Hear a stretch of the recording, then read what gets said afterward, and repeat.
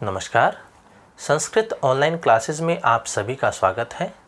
इस क्लास में हम बीए पार्ट फर्स्ट संस्कृत के सिलेबस के ऊपर चर्चा करेंगे कि किन किन पुस्तकों का हमें अध्ययन इसमें करना होगा।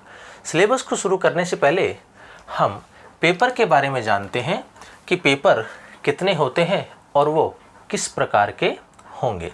तो देखिए, हमें पता है कि संस्कृत में कुल 2 पेपर होते हैं और प्रत्येक पेपर जो होगा वो कितने अंक का होगा? 100 अंक का होगा। प्रत्येक प्रश्न पत्र 3 खंडों में विभाजित होगा। खंड ए, खंड ब और खंड स।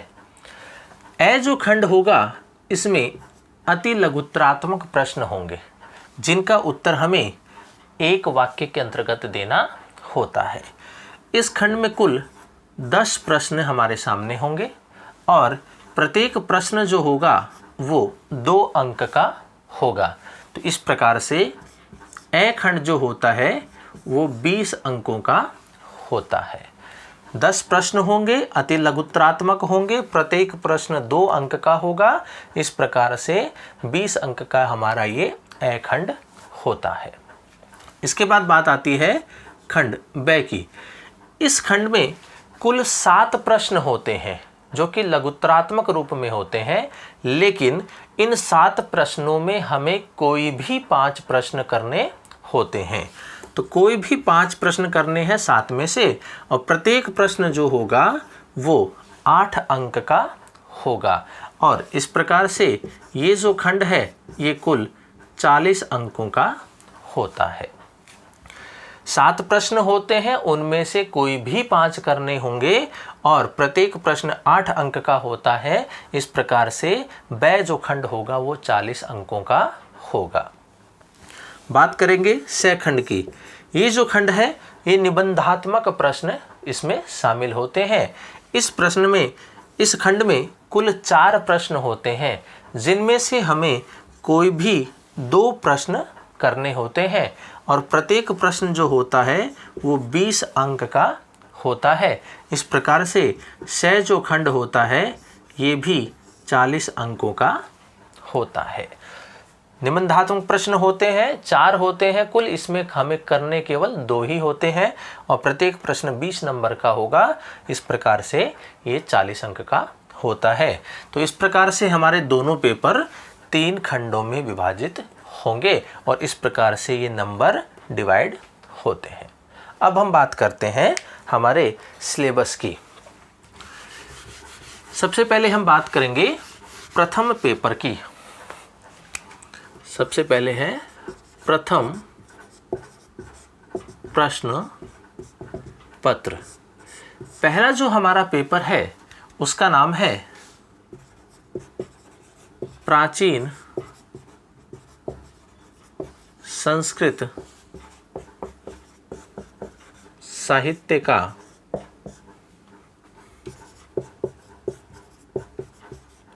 इतिहास एवं अलंकार। प्राचीन संस्कृत साहित्य का इतिहास एवं अलंकार। तो देखिए, ये तो है हमारा पेपर का नाम। इस पेपर में हमें किन किन पुस्तकों का अध्ययन करना है उसको जानते हैं। तो सबसे पहले जो पुस्तक आती है वो आती है स्वप्न वासव दत्तम। स्वप्न वासव दत्तम ये जो पुस्तक है ये महाकवि भास के द्वारा लिखी गई है। इस पुस्तक के अंतर्गत कुल 6 अंक होते हैं। 6 अंक इसमें है। नाटक जो होता है वो अंकों में विभाजित होता है। तो इस नाटक में कुल 6 अंक हैं। नाम से स्पष्ट देखिए, स्वप्न वासव दत्तम।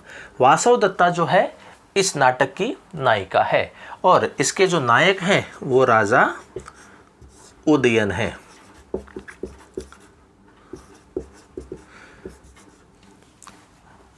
इस नाटक के अंतर्गत राजा उदयन का वासव दत्ता के प्रति जो अगाध प्रेम है उसको दर्शाया गया है और महामंत्री योगंधरायण के द्वारा अपनी बुद्धि के बल से पुनः संपूर्ण राज्य राजा उदयन को कैसे वापस दिलाता है, इसका वर्णन इस नाटक में किया गया है।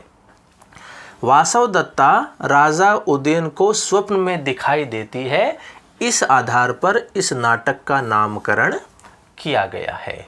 तो ये आती है सबसे पहली पुस्तक हमारी स्वप्न वासवदत्ता। फिर बात आती है वाल्मीकि रामायण बालकांड प्रथम सर्ग। अब देखिए अगली जो पुस्तक है हमारी वो है वाल्मीकि कृत रामायण, लेकिन उसमें कौन सा है, बालकांड है। और बालकांड में भी हमें केवल क्या करना है, प्रथम सर्ग का ही अध्ययन करना है। बालकांड जो है इसमें कुल 77 सर्ग हैं, लेकिन हमें केवल प्रथम सर्ग का ही अध्ययन करना है। इस प्रथम सर्ग के अंतर्गत महर्षि वाल्मीकि एक ऐसे पात्र को ढूंढ रहे हैं जो सर्वगुण संपन्न हो। तो इसी सर्वगुण संपन्न पात्र के बारे में महर्षि नारद जो हैं वो वाल्मीकि को बताते हैं कि ऐसा एक पात्र है, और वो पात्र कौन है, राम। तो इस बालकांड के प्रथम सर्ग में राम के चरित्र के बारे में वर्णन किया गया है कि राम में कैसे कैसे गुण हैं और कौन से उसमें गुण शामिल हैं। तो इसी का वर्णन इस पुस्तक में, इस सर्ग में किया गया है। तो इसका अध्ययन हम करेंगे। तो ये है हमारी दूसरी पुस्तक वाल्मीकि रामायण।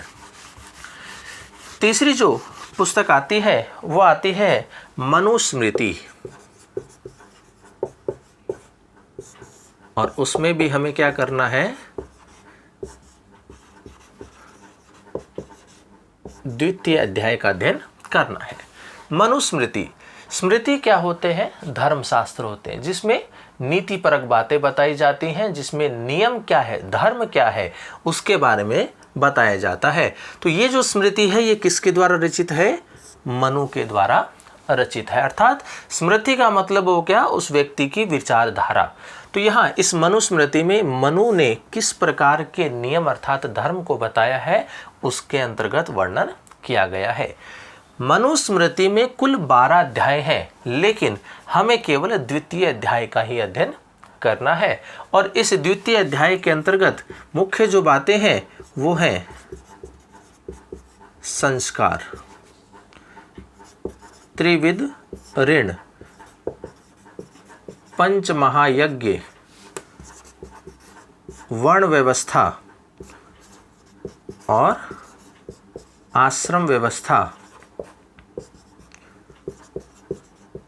गुरु कैसा होता है तो उसके संदर्भ में भी बताया है, आचार्य कैसा होता है, शिक्षक क्या होता है, इन सभी को इसमें परिभाषित किया गया है। विवाह के प्रकार, विवाह कितने प्रकार के होते हैं, उन सभी का वर्णन भी इस मनुस्मृति के द्वितीय अध्याय में किया गया है। तो इन सभी का हम पद्य के अनुसार, श्लोकों के अनुसार हम अध्ययन करेंगे।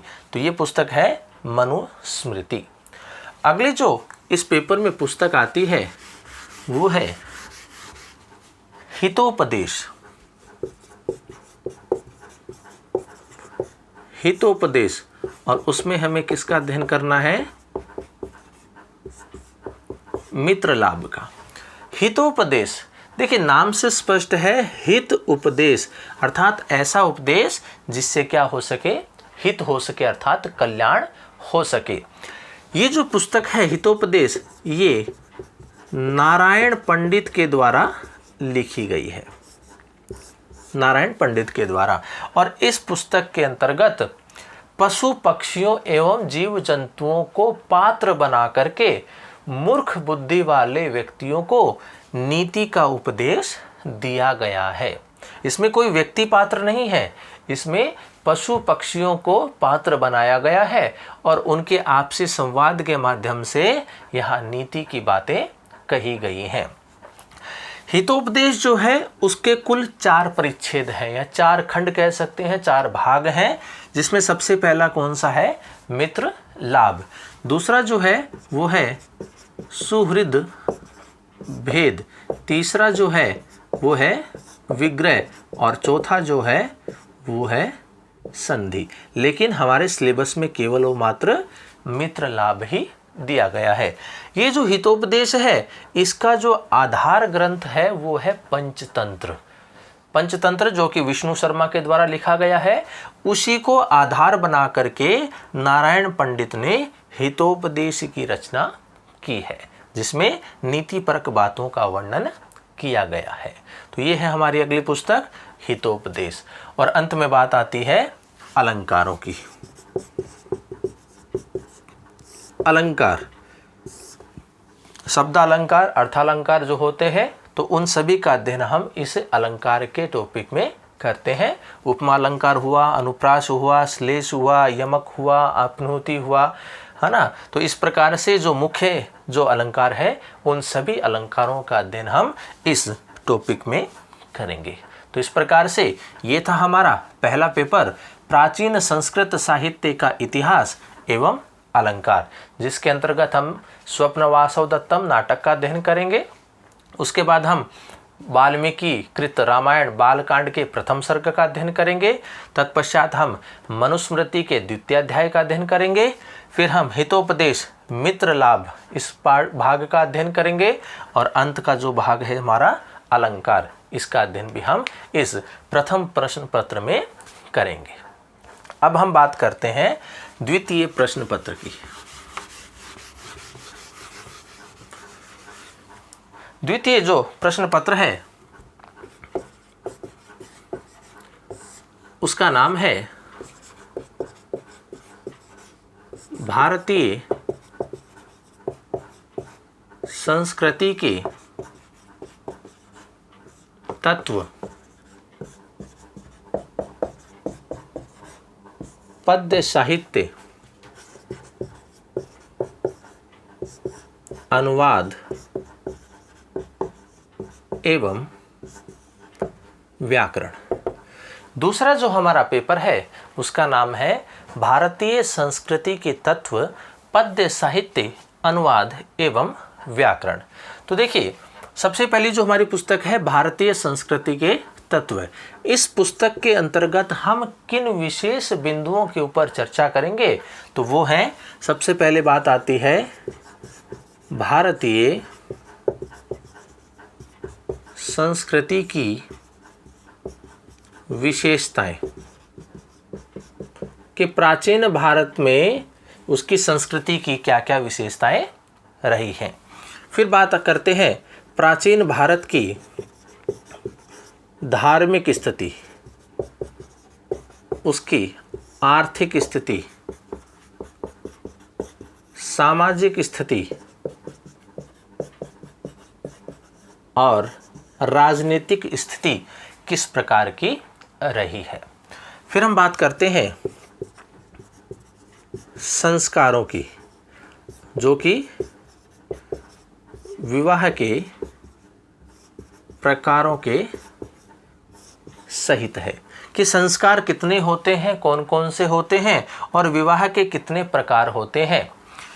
फिर हम बात करते हैं वर्ण व्यवस्था की, इसके साथ साथ में आश्रम व्यवस्था, त्रिविध ऋण, 3 प्रकार के ऋण कौन से हैं, और पंच महायज्ञ, इनका वर्णन भी हम इसी के अंतर्गत करते हैं। और फिर बात आते हैं शिक्षा के केंद्र, कि प्राचीन भारत में शिक्षा के कौन कौन से केंद्र रहे हैं, तक्षशिला आदि जो है वो, इनका अध्ययन हम इसी टॉपिक के अंतर्गत करेंगे। और अंत में बात आती है मानव जीवन में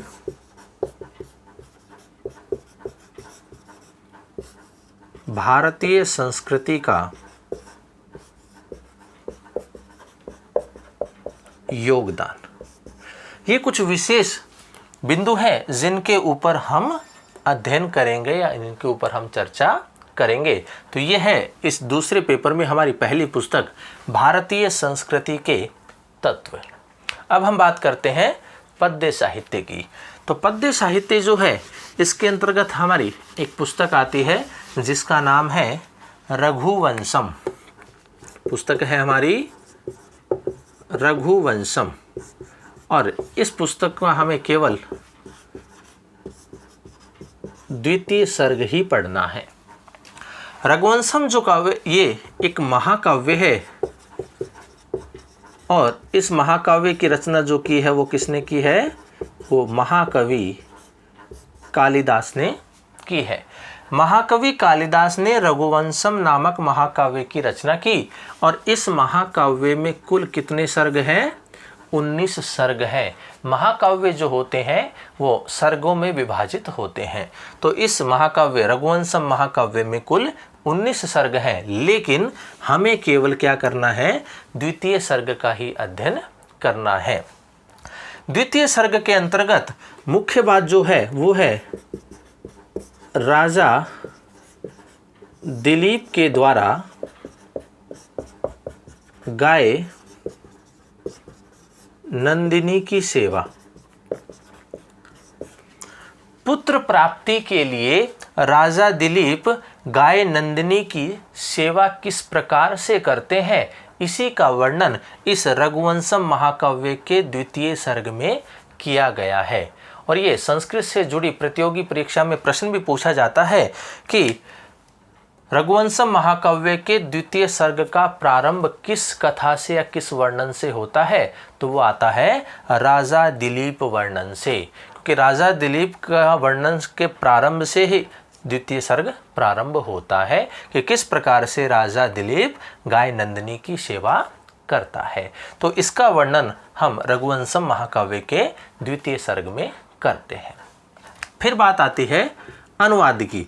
अनुवाद जो होता है वो अपठित होता है, और ये जो अपठित अनुवाद होगा ये 2 भागों में विभाजित होता है। पहला जो भाग होगा इसमें हमारे सामने कुछ वाक्य होंगे जिनका हमें संस्कृत में अनुवाद करना होता है। छोटे छोटे हिंदी में वाक्य होते हैं जो कि कारक के आधारित ही होते हैं, तो उनका हमें संस्कृत में अनुवाद करना होता है। और दूसरा जो भाग होता है एक संस्कृत में गद्यांश दिया होता है, उसका हमें हिंदी में अनुवाद करना है। तो इस प्रकार से ये जो अनुवाद का टॉपिक है ये अपठित होता है और ये 2 भागों में विभाजित होता है। पहले भाग में वाक्य होंगे जिनका हमें अनुवाद करना है, दूसरे भाग में एक गद्यांश होगा जिसका हमें हिंदी में अनुवाद करना होता है, और अंत में बात आती है व्याकरण की। अब व्याकरण के अंतर्गत कुछ टॉपिक शामिल किए गए हैं, तो वो कौन कौन से हैं? तो देखिए, सबसे पहले बात आती है संज्ञा प्रकरण की। संज्ञा प्रकरण, संज्ञा प्रकरण जो है उसके अंतर्गत कुछ विशेष बिंदु हैं, तो वो कौन कौन से हैं?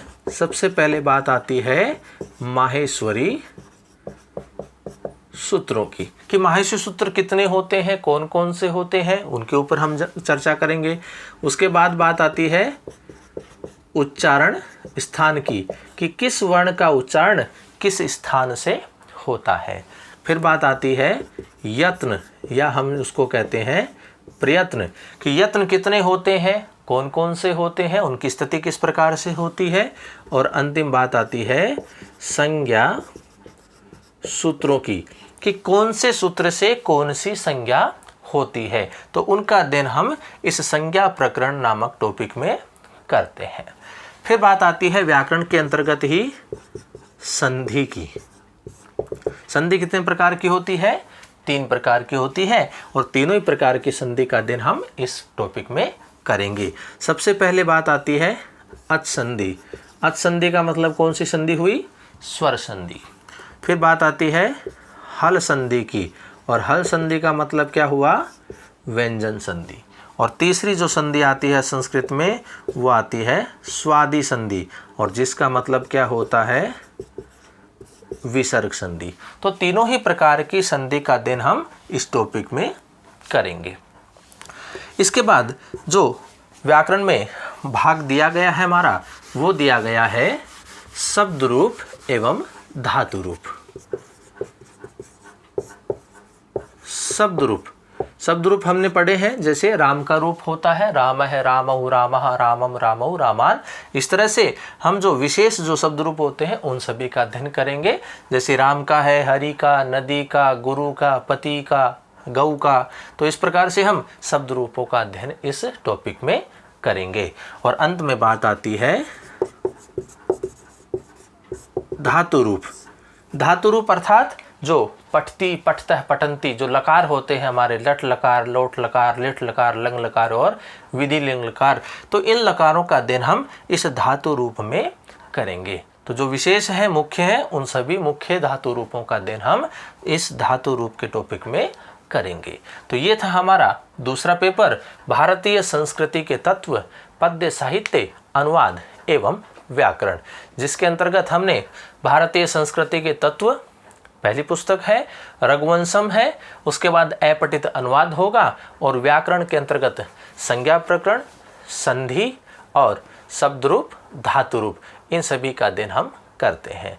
तो ये था हमारा बीए पार्ट फर्स्ट संस्कृत का सिलेबस। इस क्लास में इतना ही। आगे की जो क्लासें होंगी उनमें हम इन सभी पुस्तकों का विस्तार पूर्वक अध्ययन करेंगे। तो अभी के लिए इतना ही। धन्यवाद।